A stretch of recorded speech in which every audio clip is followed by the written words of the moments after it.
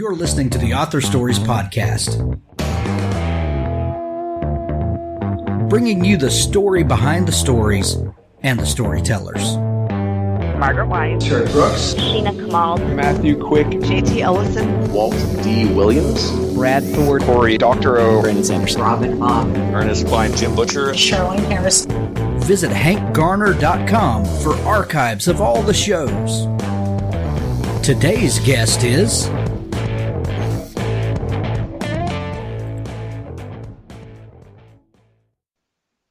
Well, thanks for joining me again for the Author Stories Podcast, where I bring you the story behind the stories and the storytellers. Today, I'm super excited to have Emily Elgar on the show with me today. She has a phenomenal new book. It's called Grace Is Gone, and I know you guys have been locked in for a while and, catching up on your reading and all of that good stuff. But let me tell you what, Grace Is Gone is a book that you have to have on your summer reading shelf. Welcome to the show, Emily. Oh, thank you so much, Hank. Very pleased to be here. Absolutely. I'm glad to have you. We begin each show with the same question, and that question is, what is your first memory of wanting to be a writer or storyteller? Ah, yes. I thought this one would come up. For me, it's pretty murky. There wasn't one sort of crystalline moment that was a kind of light bulb of, yes, my God, this is what I must do. It was, I was always kind of very average at everything at school and was always desperate to find my thing. And that always felt very elusive. I liked reading as a kid, but I was never one of those people to be locked away in the library for, hours on end. I was much too busy chasing boys and doing that sort of thing. So, I realized I wanted to become a writer when the long story is my granddad sadly died. And he left my sisters and I the exact right amount of money it cost to go and do a 6-month novel writing course. And it was something I had my eye on for a while because I was working in London. I was single. I was not really sure of my next move in life. And I felt like I wanted something other than work and social life. And I'd been playing around with a few ideas, but I'd never really kind of taken it that seriously. And the opportunity to do this course came up, and it felt like a gift from my granddad. Because all of a sudden I could afford to do it. So I seized the opportunity and thought I wrote something absolutely brilliant for the course. And of course it was terrible. It was totally flated by everyone, and I ended up crying in the loos, I think. And but I kept going. And then, I just really, really fell in love with the challenge and the magic of writing. And decided to go with it and stick with it, and grabbed onto it as much as it grabbed onto me, I think. So it's the short answer to your question is it was a few years ago, I think, sort of 2014 sort of thing. So let me ask you, before this writing course that your grandfather, magnanimously, gave you the wherewithal to be able to join and take, God rest his soul. What would you have done if this opportunity had not come up? Did you have plans? Did you, was this something that you would have worked toward yourself, or kind of what was your thinking in that time? I've always had quite unusual jobs, I suppose. Yeah. I was at the time working as a counsellor and support worker for people who were working in the sex industry in London. So it was a challenging, hard, often emotionally draining job. And I think had I stayed in that, I think I would have become quite jaded. And so I don't think I would have stayed in that actually, but I have no idea what I would have done. Maybe I would have gone and been a synchronized swimmer or something like that. Something totally random. Oh, that's so And funny. utterly precarious. But yeah, so that's an interesting question. I'm not sure. I'm not sure. Um, but I'm glad I am where I am now, you know? Oh, absolutely, absolutely. Do you remember? Um, was there ever a time as a youngster and you're reading that a book or maybe a series or maybe it was an author who just kind of became larger than life to you? Do you remember a time when a book completely transformed the way that you think about the way people tell stories? I remember a book from when I was very young called The Faraway Tree. Do you guys have it over there? It's a children's book. Have you heard of I'm it? I'm I'm trying to think. It sounds vaguely familiar. Yeah, it's about this extraordinary tree, and on every branch, that it kind of opens a different world or a different experience. And that's really my first memory. And that was like, I remember just thinking, my God, wow, like you can just go anywhere in books. Like there are no rules, there's no limits. Um, and that really appealed to me. Yeah. Um, because I think in other areas I found myself very restricted by rules. I could never understood maths. I could never get my head around languages. You know, those sort of the confines. I found them claustrophobic. Whereas, yeah, in books there was this wonderful feeling of freedom, I suppose. Um, and then as I got older, I used to love Enid Blyton and Judy Blume and all those very kind of British stuff. And um, yeah, I'm just trying to think. I do remember. Do you guys? I'm not sure in American audience. Do you read Jilly Cooper? Are you ever Yes. familiar with Jilly Cooper? I Yes. remember one of them when I arrived at my sort of pretty strict boarding school. My copy of Jilly Cooper Riders being taken away by the matrons, and I remember being absolutely livid. I was so cross. Uh, but yeah. That's so funny. You're like the 10th person in the last couple of weeks who've mentioned Edith Blyton. Oh, really? Yeah, like she's some sort of gateway drug. To people wanting to tell their own stories. That's really funny. Mm. Um, when um, when you're in that In writing the class, UK, that's uh, like a parody. right, right. When you're in that writing class and you feel the frustration of writing that story, did that story ever get published that you were writing there, or did that wind up in a desk drawer No, somewhere? my God, no, no, no, no. Thank goodness. I mean, I still stand by the concept Sure.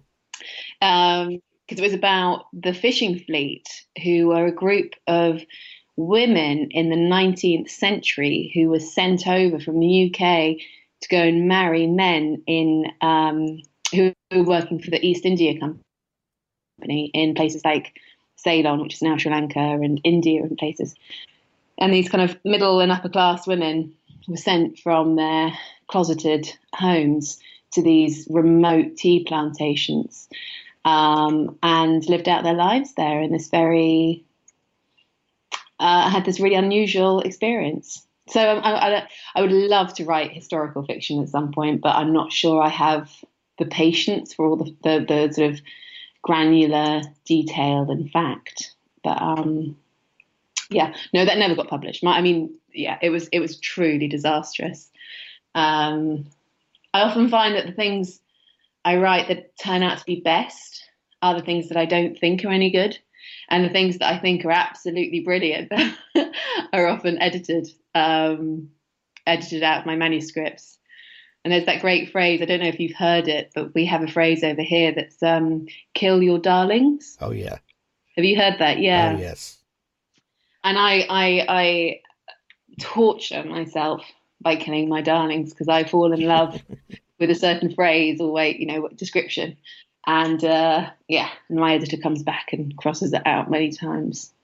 Well, I love that you bring that up because what is it about killing your darlings, do you think, that brings such a challenge to the writer? Is it because your darlings are, of course, so close to you, and you find a certain comfort in going to a certain place, therefore you need to kill that person or place or whatever is your darling, Mm, to then free you up to go to a new place? What do you think it is?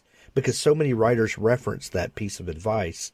mm. What is it about killing your darlings that you think opens up your creativity? For me, I would say that it's probably getting over my ego, getting over myself,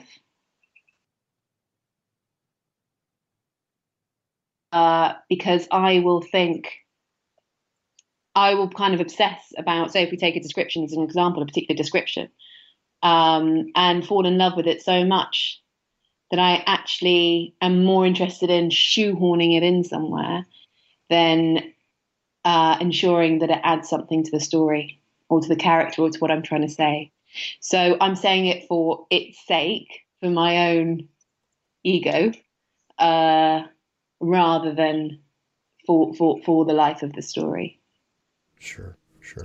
Does that make sense? It does. It does. It's like, as a writer, you have an idea of how a story is going to go, and that is the safe idea in your mind. But when you do away with that, it gives you the freedom to then be whatever the story intends to be. Yeah, exactly. And Yeah. I think that for me is when writing is almost at its most enjoyable, and hopefully at its when I'm producing the best work is when I do become a kind of mouthpiece for the story rather than it being a part of me, if that makes sense. I If know it's a part exactly of what you me, it's mean. very muddied, very difficult. It's like sort of trying to describe your own hand or something, Right. Uh, but when it has its own life and its own energy, and you're a kind of conduit, um, then that feels truer to me. Right. And I like the example of trying to describe your own hand because it's your hand. It's the most um, intimate thing to you. Yeah. It's at the end of your arm. Of course, everyone loves your hand. Why wouldn't they? But then when you try to start explaining it, well, it's just a hand, and Yeah, exactly. it Most people have two of them. Yeah. exactly, exactly. I think that's a great analogy. So after that writing course and the struggle to get through it and the story that comes out of it that is never meant to be, what do you do after that?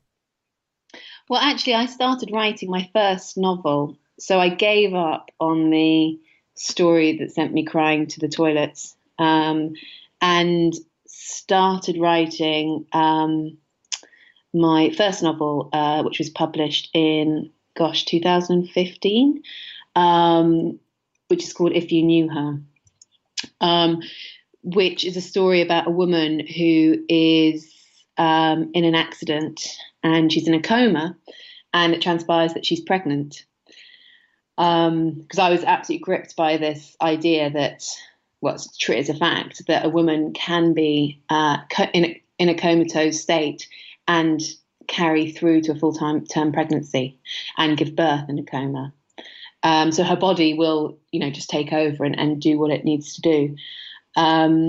So yeah, and I write from the point of view of a man called Frank who has locked-in syndrome, and he sees everything that happens to her, but he can't tell anyone about it because he's locked in.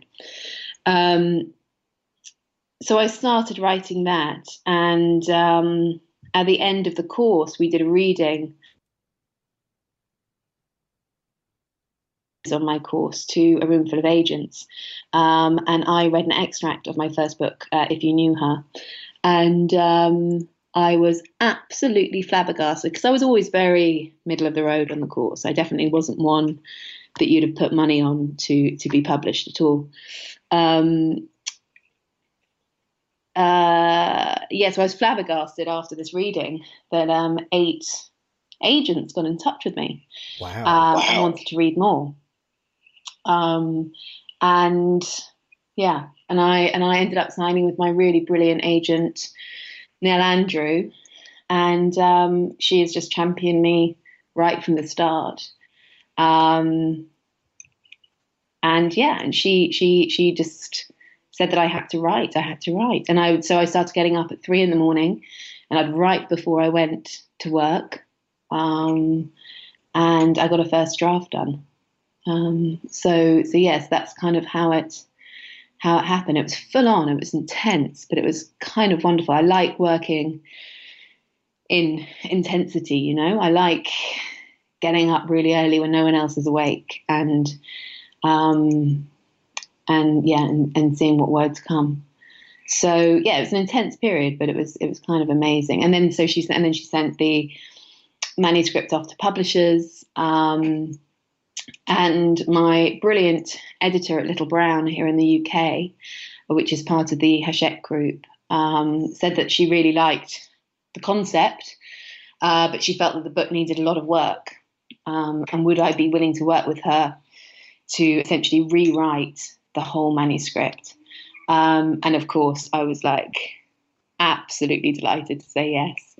And then spent the next 2 years working on the book with my editor Lucy before it was published.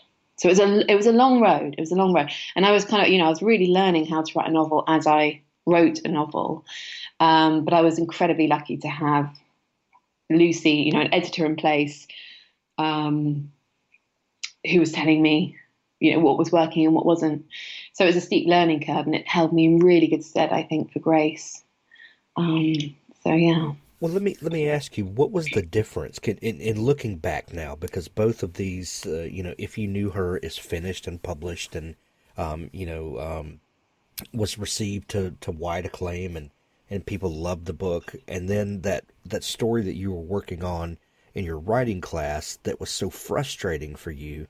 When you look back on those now, what is the difference in what would become If You Knew Her and what you were writing in the writing class? Because you were equally as passionate about both of those projects in the beginning, but what made one work and what didn't make the other work? It's a very good question, Hank.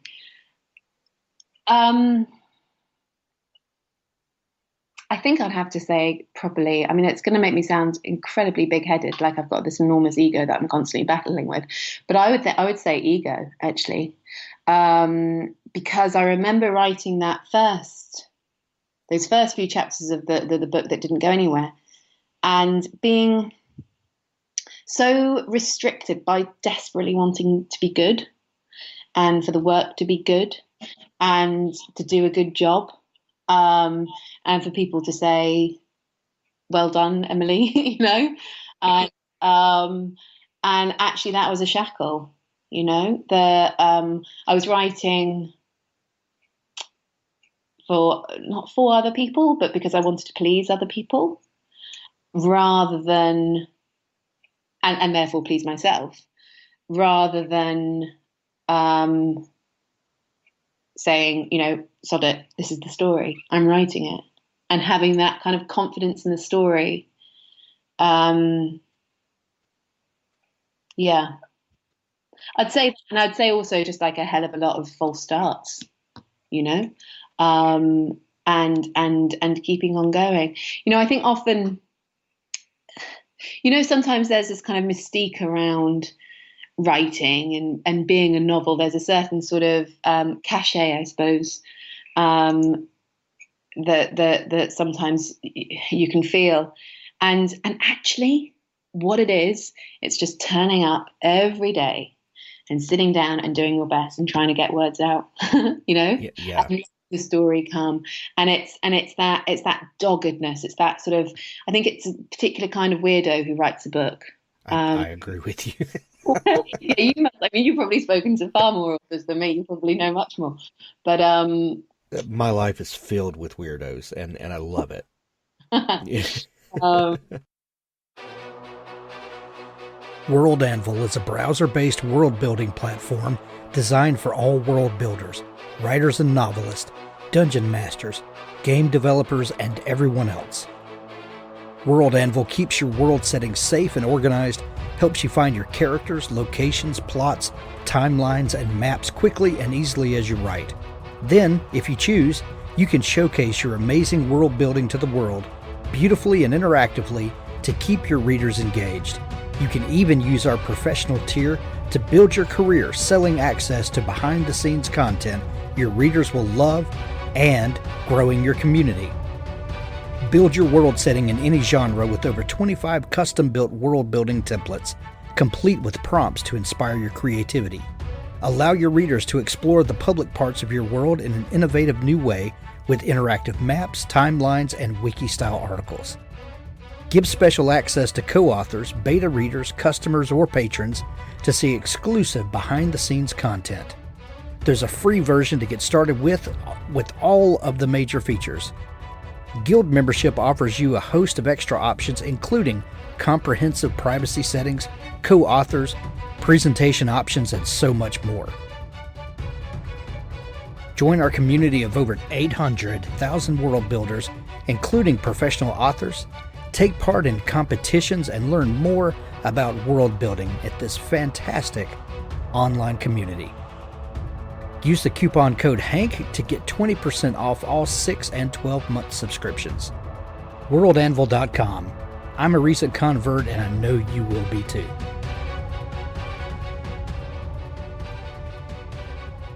Yeah. So you talk about the writer's ego, if you will, and it's with trepidation that you do, because I know what that sounds like, and I completely understand and I agree with you that it's something that we eschew. We don't want to talk about ego because it's such a bad connotation, and we don't want to be one of these people that has a big head and thinks that our writing is worth anything. But at the end of the day, it kind of has to. You have to believe that this story is going to find an audience, that it's going to meet some reader, and it's going to transform someone's life. I mean, it's such a, we all love to hear when someone says, "Oh, I found your book and it changed my life," and we kind of blush and like, "Oh, well, thank you. That's so kind of you to say." Yeah. But it's kind of why we do what we do, isn't it?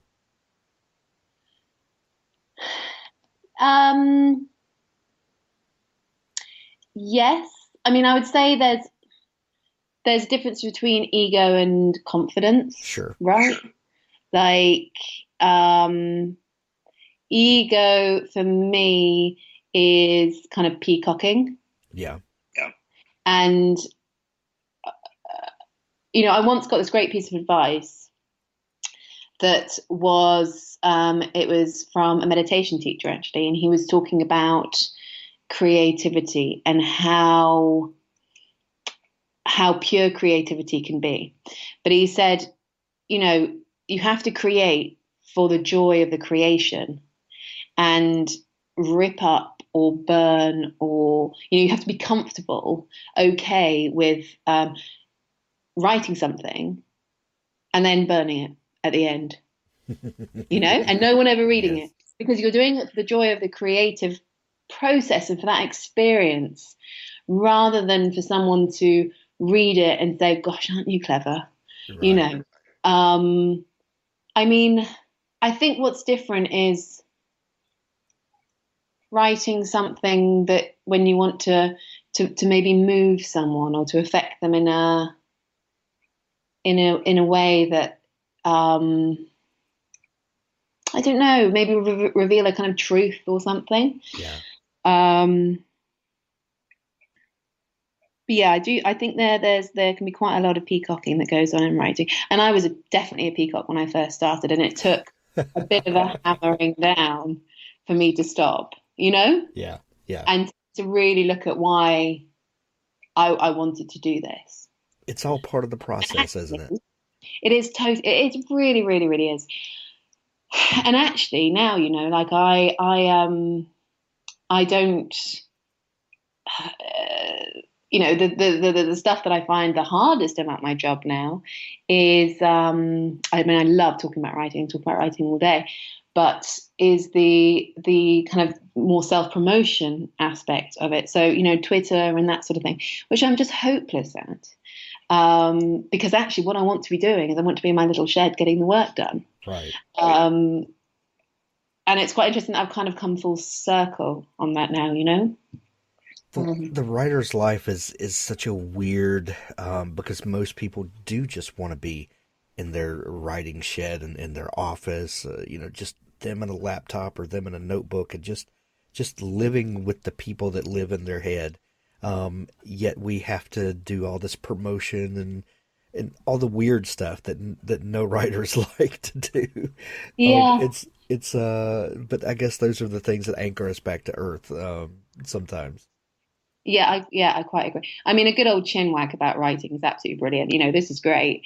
But it's yeah, for me, I mean, I think I'm just too sensitive Yeah. for Twitter. Twitter can I'm be a just too dumpster fire. sensitive. I feel like I can never post anything interesting because I'm terrified that someone's going to tell me I'm wrong. But yeah, I do. I'm quite a traditional kind of writer in that sense, I suppose. Like I love the idea of a garret, and my favourite thing is to go away.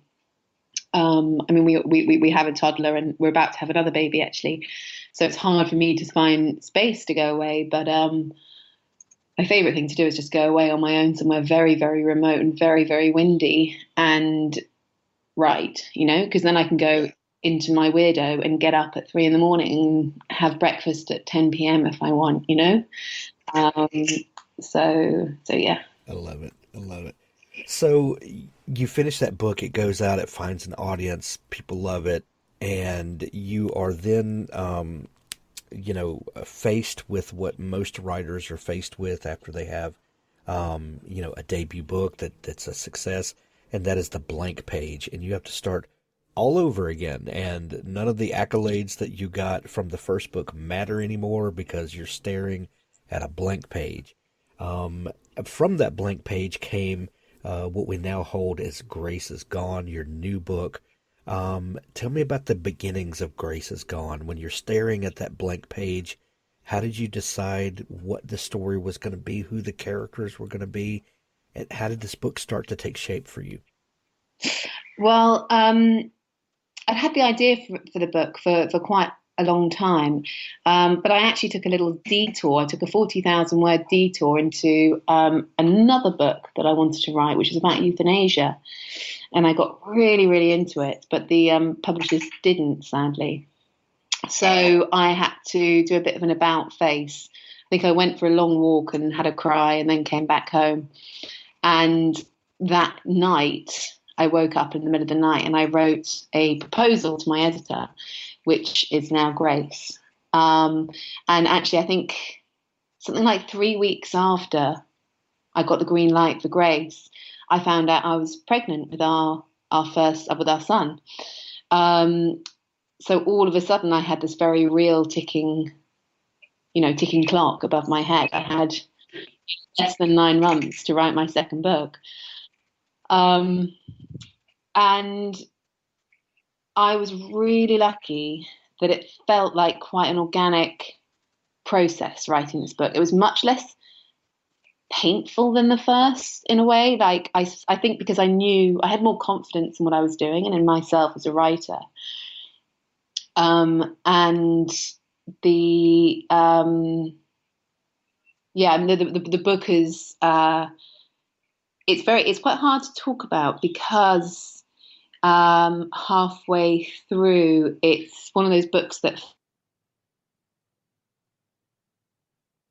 backwards and not quite as it seems. So I don't want to talk in too much detail about that because I don't want to risk spoiling the book for anyone. But it's so it kind of hinges on this main event, and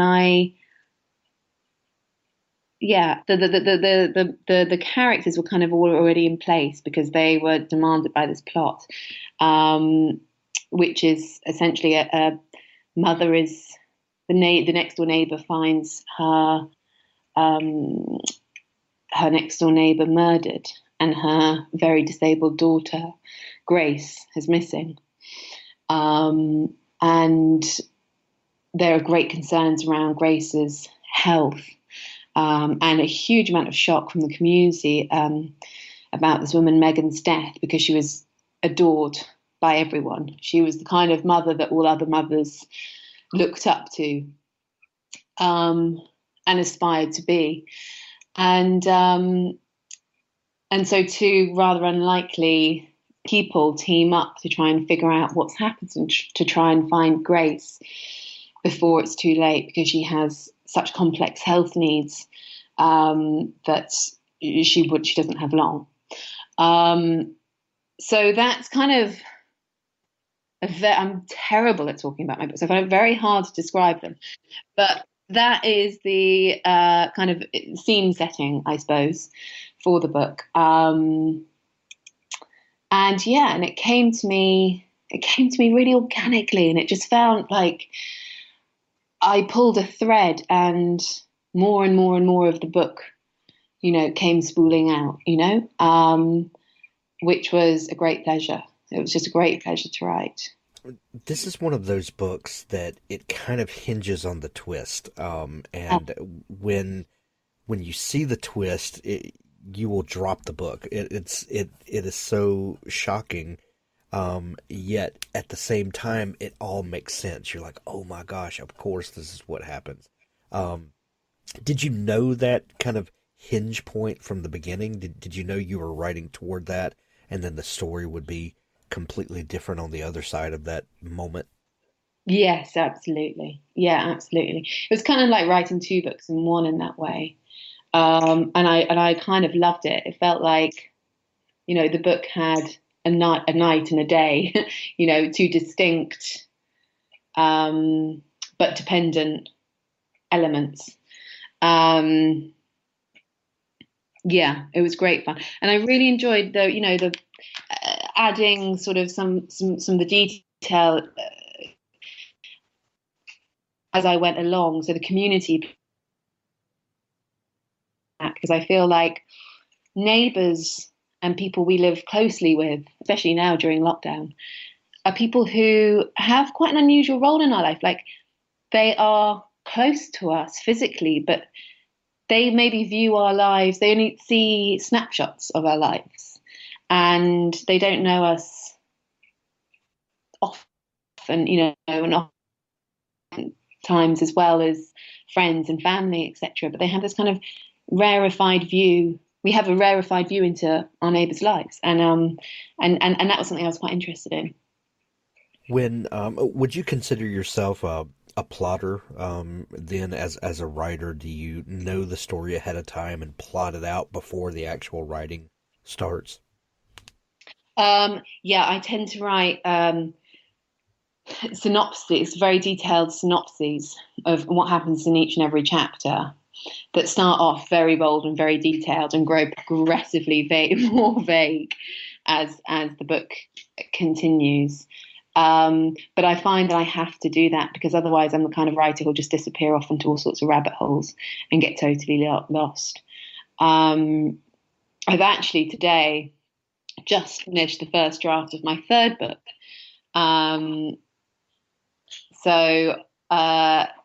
That's why I'm saying and a lot, because I'm tired from doing that. But and I realised today when I was writing, finishing the final chapter, that how much that helps me. Like, it really gives a skeleton to the book, and then my job is just to kind of put meat on the bones, as it were. Well, Grace is Gone is the kind of psychological thriller that you have to read for yourself. And I'm recommending it to everyone. This book is one of those. It will make you think of psychological thrillers in the way that Gone Girl did. There will be a life before you read this book, and there'll be a life after, where it's that much of a game changer. For me, we're not going to spoil the book because you need to read it for yourself. But Emily, if people are just learning about you and want to connect with all the great stuff that you do, is there a place where they can find you online? Yes, there is. So I am on, despite being very rude about Twitter, I'm on Twitter. Emily Elgar, I believe, Elgar. But my website is, well, hang on. I'm actually having to just double check and look it up because I don't know it off by heart. It's not awful. I really should know it off by heart. Oh no, now my computer's thinking about it.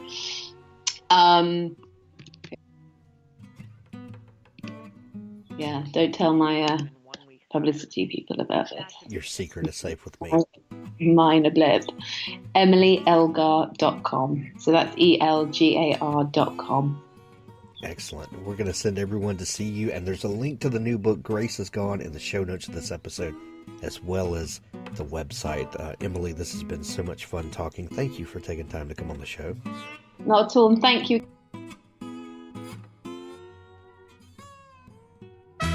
Authors, I have a fantastic new service to tell you about. It's called PubSite. PubSite is a service to help you build your very own website, your home on the web, where you can promote your work and give your fans a place to connect with you. PubSite is a website platform that allows every author, regardless of budget, to have a great-looking professional website developed by the book marketing professionals at FSB Associates. PubSite is the new easy-to-use DIY website builder developed specifically for books and authors. Whether you're an author of one book or 20, or a small publisher, PubSite allows you to build, design, and most importantly, update your website pain-free. No need to be dependent on a designer or webmaster to make a small but costly change to your website. Save the money and do it yourself. PubSite is the best platform for authors because it's a book-centric platform. PubSite was built just for authors and small publishers. Every design, feature, and layout is book-centric. They have customized designs for you to use. It's easy to build. No coding or HTML is necessary to create a stunning, professional-looking website with all the features you want. Get a custom domain name, yourname.com. It's simple to update. You can add all of your books, add a blog and a book tour, sell from any retailer, manage your email list and social media, and even do e-commerce.